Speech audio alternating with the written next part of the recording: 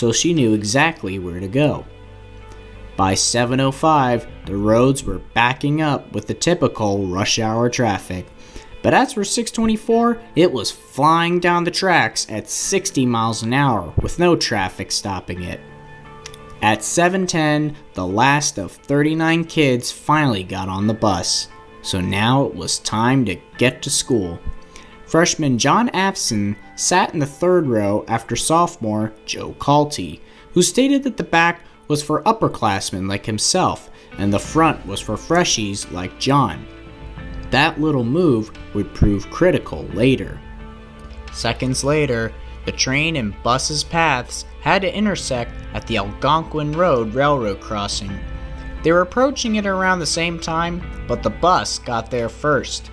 Cattencamp stopped, looked, and listened, but she said she saw no train coming and proceeded across.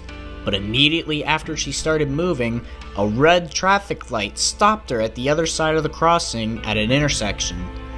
Behind the bus was Jim Hummela. He was stopped behind the bus and noticed a headlight from the approaching Metra. Suddenly, the crossings activate, warning of the oncoming Metra. Jim was rather concerned about where the bus was stopped, and he noticed the gate slap the buses from behind. Then Jim knew something was wrong. 3 inches of the bus's back hung over the tracks, and the flyer is going full speed towards it. The engineer and the students were now facing one of the worst nightmares possible. The engineer could only slam his brakes, blow his horn, and pray the bus got out of the way. The kids at first joked about the situation, but when they saw how fast the train was approaching them, they began to panic and scream at the back of the bus. Then Jim realized that it's the flyer coming through.